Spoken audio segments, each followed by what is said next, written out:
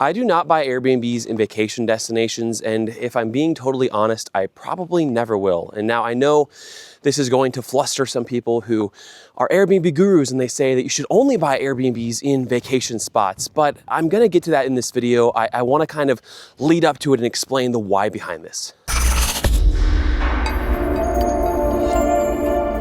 Now, for those of you guys who don't know who I am, hi, my name is Matt, and I am a content creator / real estate investor / best Airbnb host known to mankind. At least that's what my mother-in-law tells me, so, believe it as you will. So today is one of those days where I am actually going to visit a couple of my properties. The reason I'm able to do this is because all of my Airbnbs are local to me. Also, if you're hearing them in the background, we just picked up these 7 ducks the other day at a sale barn, kind of on accident, but that's a story for another video. But now for those of you guys who I have not lost yet, I'm going to take you with me for a day in the life of an Airbnb investor as I visit some of my properties, and then also explain to you why I don't invest in vacation markets.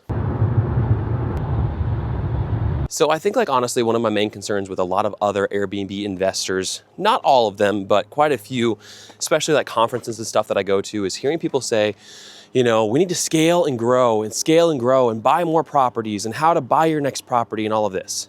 But something that I don't hear a lot of is how to maintain an elevated quality, elevated guest experience at your property for a long period of time, not just from the start. People get so focused on scaling and buying as many properties as they can and making the most amount of money possible by having a higher number of doors that they lose focus on maintaining the guest experience at the properties that they already have. My wife and I currently have just 3 short-term rentals and then 8 long-term rentals, but all of these properties are in the same state that we live in the Midwest. They are all local to us.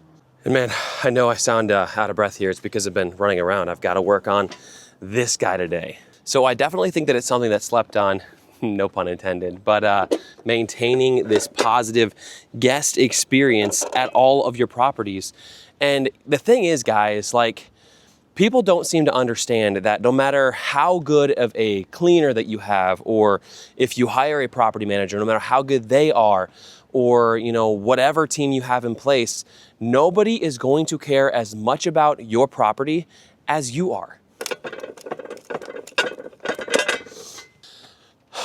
By the way, so this is one of those things we noticed the other day while we were here. We were just checking on the hot tub. This is the shutoff for it, so that way there's no power to it. So this is basically just a pull-out disconnect box, but it's actually melted in here. I have no idea how this happened, but it's basically melted right through the disconnect, so you literally can't even pull it out right now, which is also why I brought a brand new one to install today. Also, for the record, I did disconnect the, there's still power in here somehow. That's odd. I disconnected it from the breaker box in the basement, but I'm gonna go just double check because I don't wanna electrocute myself today. But anyway, I digress here, just kind of getting back into this. I think the reason why that Airbnbs are starting to get a bad rep is honestly because hosts have lost their personal touch on the property because they don't even go there themselves. They don't even get to see the quality of the property or how it's being taken care of. Just right now, for example, as I'm speaking to you, I noticed that this, and I don't know if you can see it, but there's a return here that's supposed to be on my handrail, and it has fallen off and it was just sitting up there. So now there's just an exposed screw down here. Not something that I even knew of before I got here today, but now something that I can fix while I'm here because these are things that I'm looking for while I'm at the property.